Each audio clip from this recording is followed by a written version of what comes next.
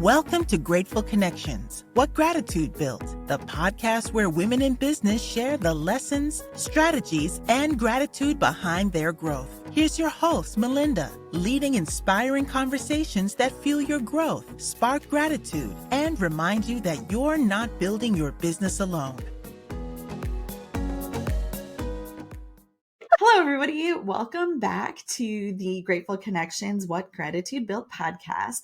And I'm super excited to talk with my friend, Jamie Roth, who is the founder of Intuitive Encounters. And I can tell you that personally, I'm very much in my head, and I'm not necessarily the person who follows my spiritual path. And I'm normally very much in my head and logical and not the most emotional person in the world. And Jamie has, over the couple of times that I've had the pleasure of getting to see her in person, has really nudged me and has been able to pull out of me things I didn't even really know what was happening. So I'm super excited to talk to her more about that today. So Jamie, tell me about Intuitive Encounters. What is your business, and a little bit about how you got here. Thank you so much for having me, Malinda. I'm excited to be excited with you today. So I am a spiritual wellness facilitator, and I work with women to help them find peace, clarity, and connection. And I have always, from the very beginning of my business, which is over 20 years old, known that we need to have a full mind, body, spirit connection, that we're never fully whole if we only work from one angle or one realm. So I'm a big fan of therapy, encourage people to go. But that typically keeps us in our mind and as a top-down approach. And that can be helpful to a certain extent. But if you just go to a spiritual healer, well, then you're only getting into that spirit part and maybe not tapping into where the mind is and the neurological pieces and how your brain operates through your life experiences like trauma and stuff. And if you only do body stuff, and I do find that people tend to really be comfortable in one area. So if you're only working with the body, again, you're missing these other pieces. So for example, some people love to just work in the spiritual realm, but then they're not connecting that mind piece that's so important. They're not really connected with their body.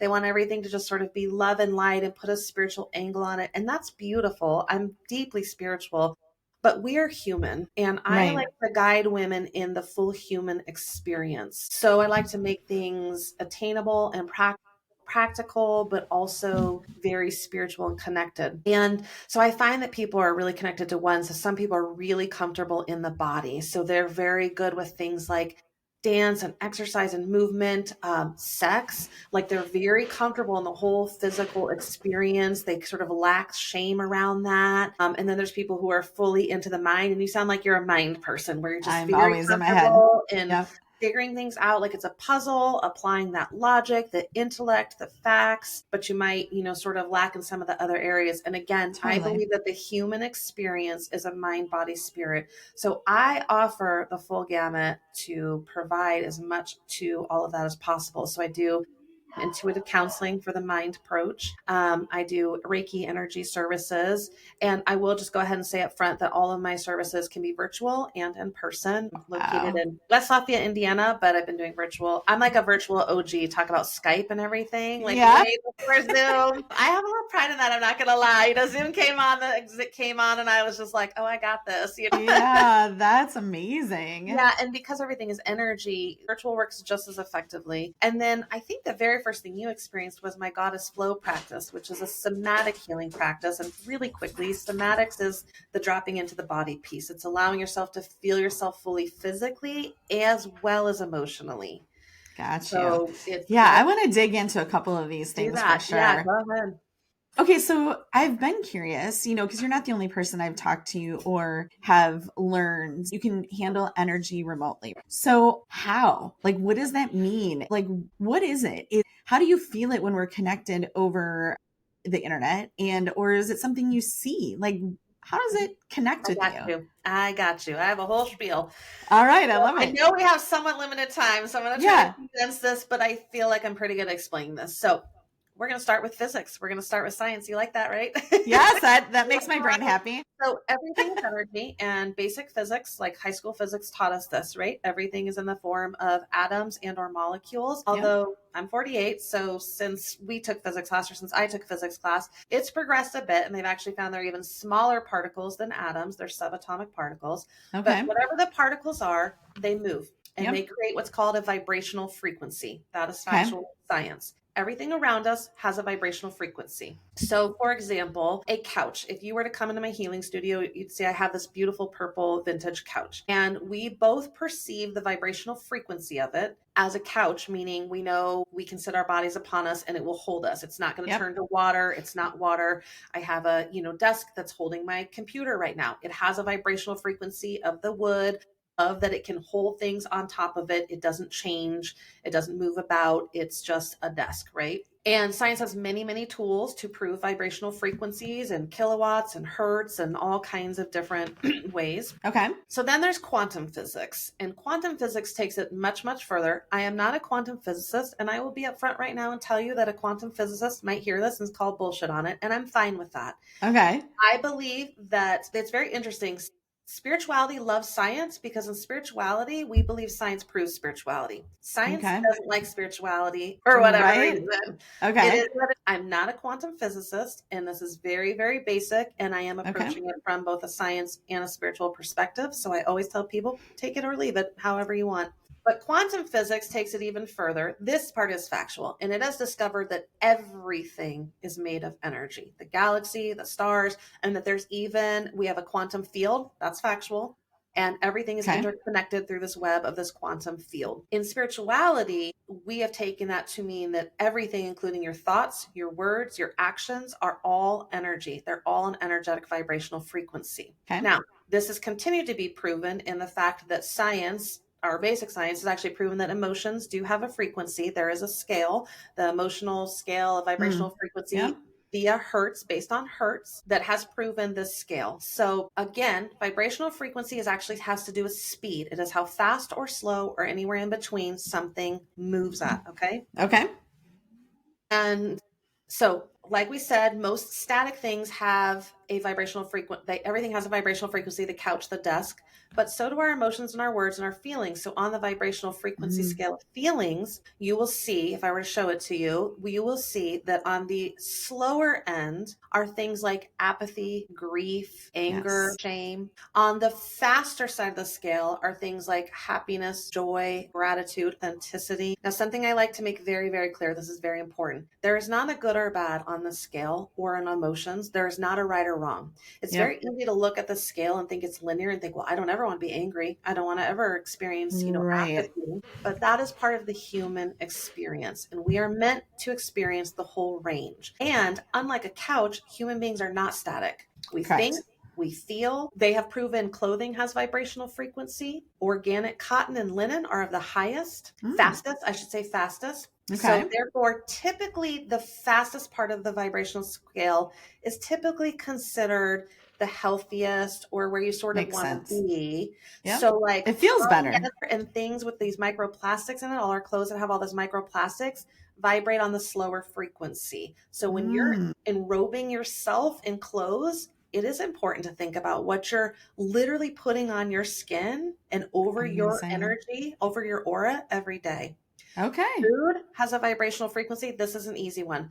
Think about a hamburger from like fast food place, like a Big Mac. Okay. Not only is it thick and heavy and dense, but think about that versus like a fresh salad, especially if it was out of your garden. You literally can be eating sunlight, like pulling out lettuces and tomatoes and cucumbers from your garden versus a McDonald's Big Mac that has been so over processed, is not even mostly real things.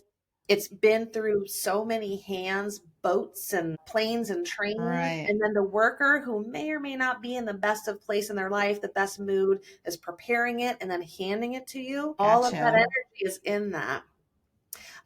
illness has a vibrational frequency. This has factually, scientifically been proven. So things like cancer have a very slow, heavy frequency, whereas a cold is a slower frequency than full health, but Sure. it's not like cancer, right? It's a little bit Gotcha. slower. So since everything is energy, let's think about our thoughts and words, okay? So think about just even the word hate. As soon as you even think that word, if you say it out loud, you can probably feel it in your body. It's a closed Yes. off feeling. It's heavy, it's dense, it's thick, it's icky. Yep. It's, like it's not something you want to feel. It doesn't feel good. And even the Yes. word hate, just even saying it with that, It's spark. it's Yep. sparky. Exactly. Yep. Everything we're describing is energy, dense, heavy, thick, spark. That's all energy in motion. And if you hate someone or you're feeling someone's hate, it is going to bring you down. It doesn't feel good, right? It doesn't feel light, Totally. vibrant. But now compare it to the word love and what that elicits. Love Mm-hmm. is, more buoyant. It's softer. It's kind. You might even immediately think of someone that loves you or someone that you love, Yep. and how that just makes you feel warm and fuzzy. It's because it's all energy. Energy. Love that. So when we communicate, whether we're in person or doing this like right now, we're connecting our energy. It's basically connecting to it's like an antenna. We're just connecting our antenna to a vibrational frequency to each Okay. other, and we vibe together. And there's just a natural like connection. One other way to show how energy works with people, we all have an aura. We all have an energy field around us, and it fluctuates and changes based on our mood. Are we exhausted? Are we rested? Are we nourished? Are we Okay. dehydrated? Where we're at in life, what's going on. But we all have an aura about us that is also a unique signature. Okay. So like I have one that draws people to me to just tell me everything about their life. It could be in the middle of the grocery store, on a public bus. I could have 5 minutes with someone and they will tell me their entire life.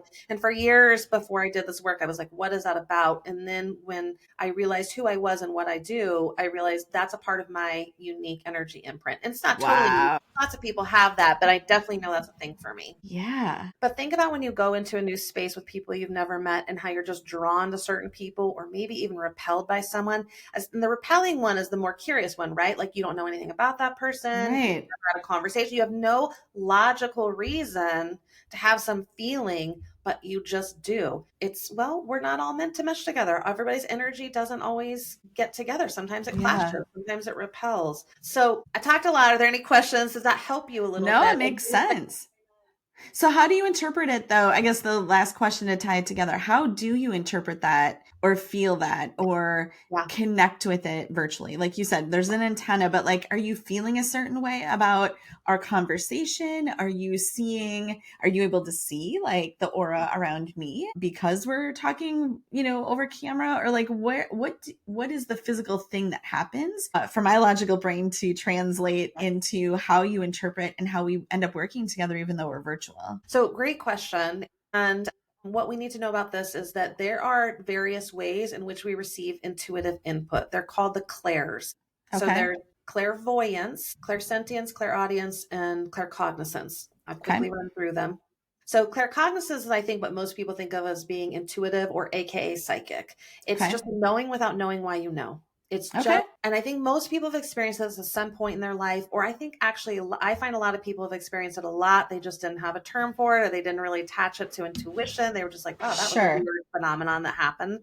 Right. Some of the easiest examples of this are like your phone vibrates to let you know you have an alert, someone's texting you, but before you even look at it, you know who it is. Yep. You don't know why, you don't know. Or, maybe you would go to apply for a job and you just have this knowing, no, it's not for me. But on paper, it looks good. It should want it. It looks good. It looks like I should need that or want that, but there's just this knowing and you don't know why, but it's like, that's not going to be the job for me. So claircognizance is just a knowing without necessarily knowing how or why you know. I am highly clairsentient. That is clear feeling. So I do feel things from the other people as if they're happening to me. That's one of the reasons my work is so deep, especially with the intuitive counseling piece, is that when people come to me, even if I've never experienced whatever they're bringing to me, a trauma or life experience or a stressor I've never experienced, I can feel it in my body, how they're experiencing it. And so it gives me a really strong foundation to know, oh, they're sort of feeling this with it, this emotion or in their body physically. So in answer to your question, for me personally, I feel. That is exactly right. You said, do you see it? Do you feel it? Clairvoyance is the clear seeing. That is where people who have a lot of mind movies going on, mental imagery, snapshots, symbolism visually, or people who do see like spirits like in front of them. Okay. Or people's auras. I am not as strongly clairvoyant in the way of visually seeing. So no, I don't see your aura. But in order for me to do clairvoyance, I have to close my eyes and go into what's called your mind's eye and kind of see it from there. Okay. When I do a lot of my work, I close my eyes a lot because I have to go into my body and feel the feelings and the emotion. Okay. Love that. And then there's also clairaudience where you can hear, clear hearing. So it's like you're being spoken to, or a lot of people have like different frequencies they hear in their ears, buzzing, vibrating, music really like elicits emotions and feelings, or it just sounds like I always have an inner dialogue going on. Okay. So there are different ways to receive the energetic frequency. Interesting. And I'm mostly clairsentient and strongly clairaudient. So it's like I hear almost like the download of what I need to know. And like, does that come to you in actual words, or is it something that, what's that? It does. It can. Yes. Especially if I'm doing mediumship where I'm speaking to loved ones who have passed on, spirit guides, things like that. It is like a conversation that's happening between me and whoever I'm receiving information from.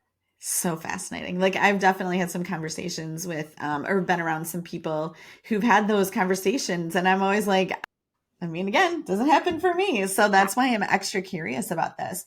So let me just say, you can learn these things and you can open up to how you best receive information. Like I teach a developing your intuition workshop, and you can find one if there's one local or whatever, but you can, like, everybody has intuition. I want you to know that everybody has intuition. It's just that if you didn't grow up with parents who maybe were tuned into it to themselves, then they certainly didn't know how to speak it to you. And so children, like, look at children. You should always trust children's intuition, because when we're first born, we come in live with it and we are sensing and feeling and knowing. But it's through life where that volume gets turned down, or maybe even squashed entirely, especially when things like religion get brought into it, and it can be called evil or wrong. And you're told that only special like prophets and stuff are able to do that. You are not. So if you have gotten in, and I have this a lot, I have a lot of clients who have had to religiously deconstruct from the idea that they weren't important enough to receive intuitive downloads. So they mash that button off, or they just didn't have enough guidance. But everyone has intuition, maybe not to the degree that I use it. I'm not saying everyone's going to be out there as an intuitive guide, to people. Right. To like literally start their career doing it. But but paying attention. We all have it enough to, like, it's an inner spirit. It's your inner spirit. It's your own inner knowing. It's your own inner wisdom outside of the noise and chaos and influence of social media, of social stigma, of religious dogma, of toxic generational patterns. It's peeled back from all those layers to go back within. We all have an inner spirit to be guided by, for sure. Which is so fascinating. So just back to the goddess movements that, kind of struck me. So, I was at an event that one of our mutual friends had put on, Daphne Paris, the Goddess Elevated event. And so I'm there, and you were not even expected to be on the stage, but you were one of these people who stepped up when she had a number of people unable to attend. Correct. So you're on stage and you're leading this entire group of women through this goddess movement and talking about, it was, I would love for you to explain it because I cannot, but what I can tell you all, which was so fascinating to me, is the running joke in my family is I'm not the deepest feeler. I don't cry easily. Like, it's not something and I don't do it intentionally. I'm just not a super emotional person, but I'm in this room with all these women. You're guiding us through these movements, and tears are like streaming from my eyes, and I have no idea what I'm crying about. I have no concept as to what is happening to me. And I would love for you to kind of talk about that. Like, what were you directing us through, and why did it affect me? Yeah. So you and actually several women came up to me afterwards and were like, what just happened? Like, what sorcery did you just do? And it is kind of sorcery. So there are two things that I do want to just be open about. And that is, one, it was the movement itself and what it elicited in your body. And two, it is my energy field. I have a ginormous energy. And the other imprint I have, besides getting people to just speak whatever and say all the things is I make people cry. That is so normal. Like that is just like the most normal thing in the world for me. People are always like, I never cry. Why am I crying? Why? Well, because it happened to me twice, right? So the other time was when we were doing a firewalk, at Daphne's, and we had a goddess component before, and you let us do that. And the same thing happened. I'm like, I don't understand what you're doing to me. So the one thing that I personally provide that's in my energetic vibrational frequency, just as Jamie Roth, but definitely as an intuitive healer as well, is it's safety. It's safety to be vulnerable and to really meet yourself wherever you're at. And so that's usually a part of where the tears come from. But again, somatic healing. So the goddess flow, for the people listening, it was only 15 minutes. Normally it's like a 90-minute session in my studio or if I do it virtual, but this was a quick 15-minute thing. I think there was 100 women in the room. And we did some just like self-touch and just like loving and some breathing. And then we got up and we moved and we shook our asses and that was fun. Yeah. And we did some singing to Cyndi Lauper time after time. Yes. We opened up our throat chakra. So that was a power-packed punch 15 minutes, honestly. It was wild. But again, it's all energetic vibrational frequency. So as humans, again, going back to mind, body, spirit, we are meant to be fluid with energy all the time. We are not meant to be these stationary cubicle creatures where we're just in front of computers like this, where we're stiff, where we're tight, where we don't express our emotions, where we no longer really deeply connect with people, where we don't have ritual, because ritual from our ancestors was singing and dancing and drumming and chanting and moving to always keep energy flowing. And so I just provided that experience in a quickie 15 minutes where it's like, we're going to go through the whole gamut. And when you allow your body to move energy, what's come up? I don't know exactly what came up for you in that moment. I don't know what the tears were attached to. I don't think you probably knew either. No. But sometimes that's the beauty of somatic healing is all I did was open you up to yourself and something wanted to release. And tears are multifaceted. They can be grief. They can just be an energetic release. They can be joy. Yeah. So I don't know in that moment what it felt like for you, but sometimes the beauty of somatic healing is we don't have to know. Sometimes it was released without it being like, I just opened up this whole bag of trauma, Right. Well, because this is what is always fascinating to me is I've always said, like, I've had an incredible upbringing. I don't recall like any significant trauma, like as a child. And I know that's a whole conversation, about generational trauma and, whole other things and, a 20-year marriage that was not healthy. Right. So there's a lot of things that there's stuff, right? But when I go back to like my true upbringing, I did have incredible parents who loved me and supported me and loved me. And I, never got like, anyway, that's a whole thing. But like, so I don't usually, again, like, I just feel really good. Like I have this great life, and then all these tears are coming for no reason. And I still don't really understand it. But that's what I love about what you're doing and where I'm at, really trying to understand the spiritual journey and to really try to understand more of my intuitive nature and try to follow things. Because again, I'm always super logical, like even when it comes to grateful connections, right? Like,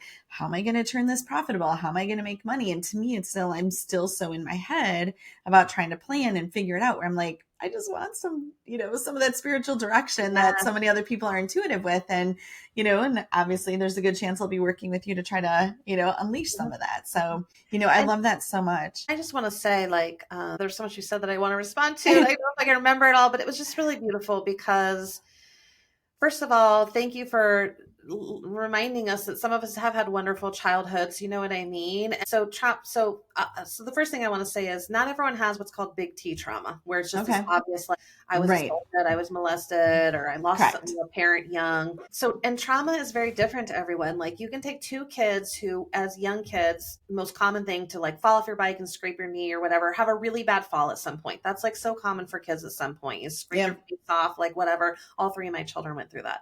Well, one kid might have that experience and pop back up and never even remember it, but another kid might have that very experience and it might have embedded as like a deep trauma, like, oh my God, this horrible thing happened. I'm like afraid of bikes now, or whatever. So everybody experiences trauma differently.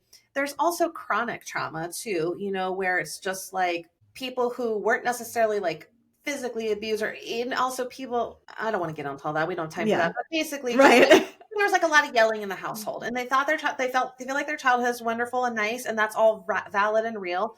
But also there was this like sort of chronic, or maybe their parents, there was always stress for money. And so while their parents loved them and told them they were proud of them, they had this beautiful childhood, there was always this underlying tension of we didn't have quite enough money and my parents expressed that. There can be chronic trauma that just, again, it's just energy. Trauma is energy that gets arrested in your body, meaning it just gets stopped somewhere. And we all have it from some reason. It doesn't mean it's big T trauma. It doesn't mean we need to go back. And also trauma can happen later in life. Sometimes it's the effed up things that happen to us in teens as adults. 20-year marriages that are unhealthy and miserable. Yeah. Also, you don't have to have those major trauma to want to get into your spirituality. And that was the point I really wanted to land on is I think it's beautiful that you're just maybe wanting to explore that I'm good at the logic. That's a power source for me. And also maybe though I could be guided somewhere else and maybe that could be like a more intuitive spiritual practice and you can marry the both. And that's like the work I like to do. Because I've honestly spent a lot of time as a spiritual guy, a spiritual mentor, feeling like there's so many out there that will tell you exactly how things go. Like this is what happens when you die. And this is what, like, just really like they feel like they know the answer and perhaps they do. And that's how they guide people. I am not that person. I work with a lot of people who have a lot of religious trauma and stuff and have needed to deconstruct. So they don't need another person coming into their life trying to indoctrinate them or force beliefs. So I'm more, here's some options, here's some ideas, but I'll be very clear about what I believe and what works for me and what has been proven to me. But I don't ever want anyone to feel like they have to then believe that too or go with that. I'm like, let's explore what feels good to your spirit. To me, it's like a smorgasbord, you know? That's the beauty of spirituality versus religion. Religious is very confining and very rule-based. And some people need that. Some people, there are rule people who need that. I don't like rules at all. Spirituality is more open-ended and you do sort of get to pick and choose and what aligns for you and what practices. And there's a million. And I don't even do all the practices. I can't possibly do that. Sure. I figure out what works for me and how I gain guidance the best. And that's what I go with. So I like to offer that to you as well as being practical. Because I'm tired. I'm a tired ass woman who's busy. Yeah. And so like I am someone who lives very ritualistically, full moons and new moons and seasons and da-da-da-da-da. And I love that. But you know, sometimes I'm too damn tired. And that's what I realize and I teach people the moon's going to keep mooning. So don't even sweat it. You can't. Do everything. Crystals, you can't, it's okay. Yeah. The moon's going to keep mooning whether you go out and moon with it or not. Like we're all good. I love that. That's awesome. So I could talk about this stuff for hours and I know you could too, right? I have a million questions. So we might end up having to do a 2.0 also. What was your previous career like? Or was this literally everything you've done? You know, did you go to college? Did you have a degree in something else and have a totally different path? I mean, when you were talking about doing Skype, you know, before and like, you know, doing this for a long time, what led you to turning this into a business? And if you can give us some tips on, you know, like that business conversion and some of the success you've had on the business side of making this into following your passion into a business. Okay. I went into college for psychology, so I don't think too much of a surprise. I did not graduate because I ended up really depressed and suicidal, and I did try to unalive myself my junior year. And so my parents made me come home to be with them to obviously kind of keep an eye on me. And at that point I had suffered from depression on and off since the earliest memories are 12. And then at that point I was, you know, like 20, 21. And, cause I had a year between when I started college. It was 20, 21, 20. And, I had an opportunity to move to Seattle, Washington. I grew up in Boulder, Colorado, and I had an opportunity to move. So I did. And by that point I had been diagnosed as bipolar because I had mostly just been diagnosed with depression and I'd been put on different meds and none of them really seemed to make a difference. And so I actually did a lot of research. I went to a psychiatrist and I was like, I really think I fit bipolar 2 and blah, blah, blah, blah, blah. And he was like, I agree, check mark. And so then I had this label and this diagnosis that was a pretty big deal. Right. So when I moved to Seattle, I had to find a psychiatrist right away to administer my meds. And I went to him and he was like, okay, I'm going to put you on this whole 3 concoctions of med, like really heavy duty meds. Because I went to him and I was like, nothing ever feels different or changes, which is what I'd said to every Sure. doctor. And he's like, okay, well, let me just put you on this concoction then. And I wasn't suicidal anymore. I was just sort of like kind of flatline, just me. And when I walked out of that office, I'm walking, I was only a pedestrian in Seattle, never had a car.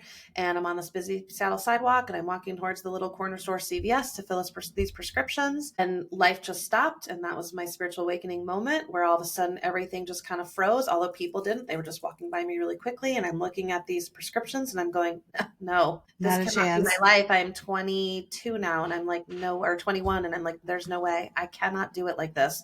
I could live Yeah. another 40, 60 years. I can't have my life based on, because it was like also like I was going to have to like have the pills and take them at different times of the day. So my whole life was going to be run on the schedule of pills. And there was just something in my spirit that woke up and screamed at me, this is not for you. This is not correct. This is not your lifestyle.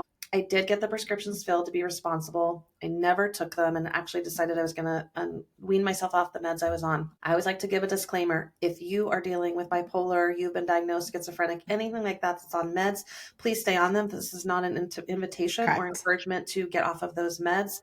That is not the story. That is not this journey for you unless you're under, doing other things and, you feel that's right for you. But this is my story. So I let my boyfriend at the time know. I let my parents know. And I said, you can call me out if anything changes. I gently weaned myself off the one med I was on. But here's the kicker. I didn't just take myself off meds. I went fully holistic. So I started breath work, met with intuitive healers such as I do now, massage therapy, chiropractic, acupuncture, shamans, read tons and tons of self-help books, and I applied it. I became a living embodiment of all the different pieces I was learning. And that is, in fact, how I healed myself. And then going through all of that. And then I started massage therapy school because I realized that was the next path. That's also where I got Reiki attuned for the first level. Wow. Doing that is when I realized I have this in me to offer to other people. And my journey, my experiences up to this point are to use in order to speak to other people because I can speak their language. Yes. And so that's how that turned into it. So basically, yes, I graduated from massage therapy school in like 2002 with the Reiki level 1. And so that was 23 years ago. So yes, basically it's always been business for me, but it turned into intuitive encounters, including more the intuitive counseling piece. Several years later, I've written a little self-help book in 2009. I had a international radio show, again, kind of the OG of this sort of stuff. Also back in it was through a programming that's no longer available. And I was not smart enough to download all those episodes. So they're sort of like gone to yes, they were on iTunes for a while. And I could probably, anyways, that doesn't matter. But I've created an Oracle deck. That's my most current that helps people just give like little guidance on their day-to-day holistic healing journey, health and wellness journey. So how do you turn it into a business? That's a good question. That's a hard question because I'm the kind of person who is just, I do what I want to do. Like I said, I'm not a rule follower. So as soon as I feel passionate about something and I'm just go down the path. I have a can-do attitude. I'm not afraid to try it. I'm not afraid to make mistakes. I'm not afraid to have failures, if that's what you want to call them. Like I'm just unafraid in those ways. I'm not a perfectionist. So all those things work in my favor to just have a can-do attitude and be like, I think I can do this. So I'm going to, and let's see how it pans out. But that's one of the beautiful things about being the entrepreneur, right? Like there are no rules, there are no directions. You literally get to try it. And like you said, we don't need to call them failures, but if there's little trip ups or pivots that you need to make, like you just do it, right? So I think that, I mean, from what you're saying, a lot of it is just kind of pushing away some of that fear. Diving in and realizing if it doesn't work, we just figure out the next step, right? Like that's. And I also have believed very strongly for so long that it never hurts to ask. Like I would say that's one of my life mottos. It never hurts to ask, but you have to be able to be told no. And I've been, as a spiritual healer, the number of times I've been rejected, especially because I started my business in the deep South in Jackson, Mississippi, of all places, over 20. So I graduated from massage therapy school, met my man there. He was from Mississippi. I said, let's move to Mississippi. He said, no way. And so we moved to Mississippi. And like Reiki was not heard of, not a thing. Even massage therapy at the time was considered like, ew, are those like massage parlors? Like even his family was like, who does what? You're bringing a girl here who does what? I really kind of had to help open that area I was in up to these things. They were there, but most people were underground with them. Right. Wow. That's But amazing. anyway, so like when you want to collab, like I remember over 20 years ago, I was trying to collab with people. I got rejected way more times than I got accepted, because who's Mm, collabing in a very deep South Baptist religious, who's collabing with the weirdo Reiki psychic girl? yeah. You know what I mean? That's not a thing. Interesting.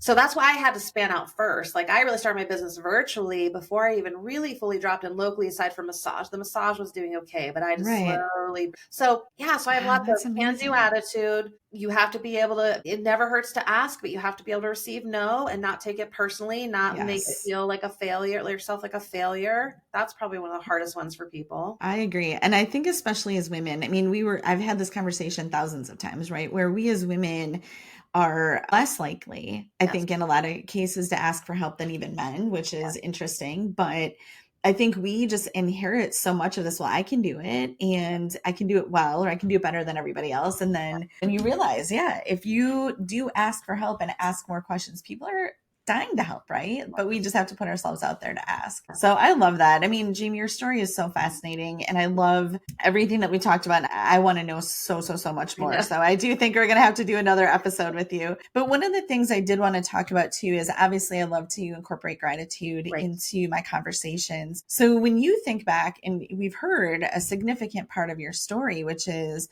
there's a lot of bumps and turns and changes that you had to go through. When you look back at that, your journey, where is the gratitude for you? Like, is there someone or an experience or something that you can pinpoint that you can say, I'm truly grateful for this experience or this person that has led me into a particular direction? Yeah. I think I'm probably grateful for all of it, to be honest, even the hardships, because that's what put me in the position to want to be a spiritual wellness facilitator, healer, whatever you want to call it. And I'm very clear on that. I'm very clear that I needed to go through what I went through in order to have the empathy and the connection with people who have hardships and traumas and Right. experiences, for me to help them. That's just the empath part of me. But honestly, the person that I want to give out a shout out to the most is my husband. So we've been together for 23 years now, married for 21. Wow. That's amazing. He's just been through all of it with me. And he's always my biggest cheerleader. And I think a Mm, big part of why I have my can do attitude is because I have such a great support system in his. Like, yeah, you can. You know what I mean? Like, he's that's never once tried to hold me back, amazing. ever, ever, ever. He's never been like, no, I don't think that's a good idea. And, That's he has provided the amazing. financial support that has given me the springboard to be able to try different things and do different things. Gosh, that's a blessing. It's so And it really beautiful. is. So I am very, very grateful to him.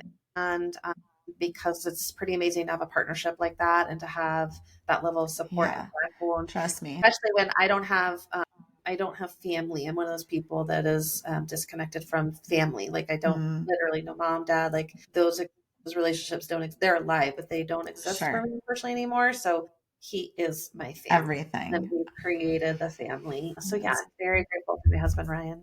That's amazing because I can tell you my first husband was not like that at all. And now I have one. And, to have a supportive, loving husband who is cheering you on and giving Right. me advice. And yeah, it is, I mean, you're very, very fortunate to have found Yeah. that as a young person and to be able to, enjoy that through your Yeah. whole growth and career. Yes. So, also thinking about you work with women primarily. I know we all know my passion and my interest is in seeing women succeed. So, Mhm. if you could wave a magic wand and you're like, if all women could have this skill or experience this thing that would make them successful in their business, what would that be for you? It's exactly what we described, what we've been talking about, and what you're looking for. And that is that inner guidance, that inner knowing, that trust and confidence. I'll say the Mm, trust and confidence in their own inner knowing. And that's always been the biggest thing of what I guide women to do, whether it's in business or life or family, is I am not a healer to have a magic wand to heal you.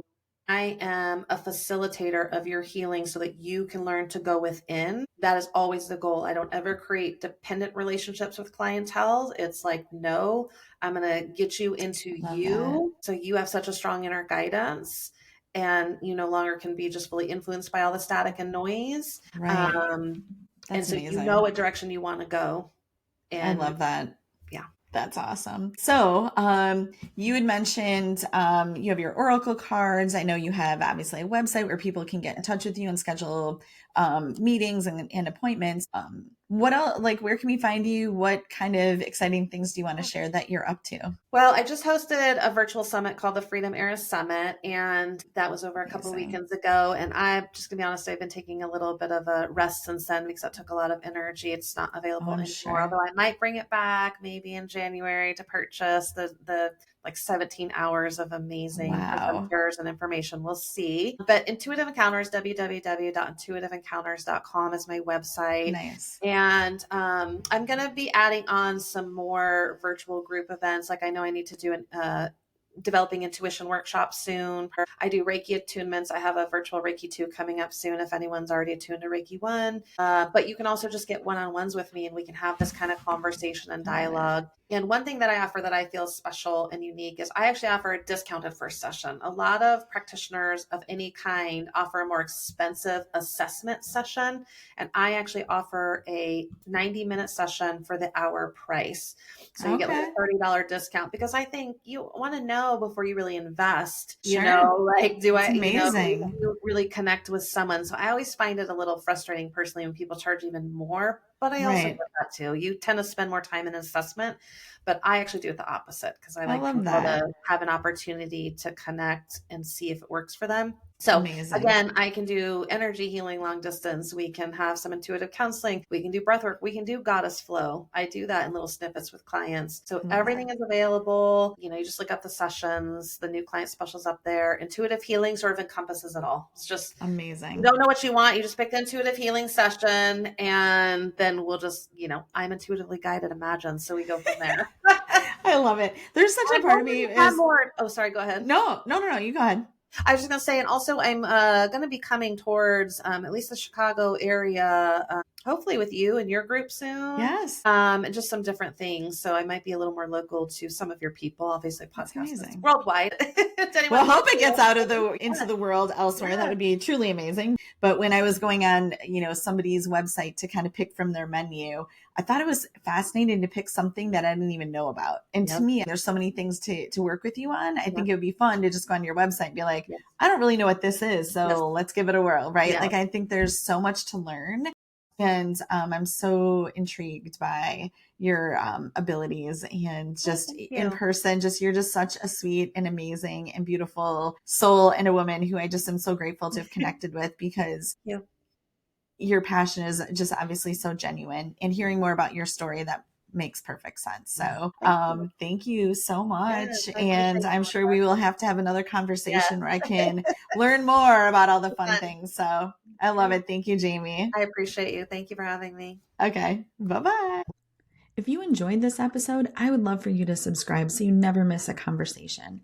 You can find me at gratefulconnections.com, join our private Facebook group, Grateful Connections, and follow me on Instagram at gratefulconnections_CO. Sharing is an act of gratitude, so please pass this along to another woman in business who inspires you. We're so grateful you joined us on What Gratitude Built. We grow stronger when we grow together. So stay connected, stay inspired, and let gratitude lead the way in your business and your life.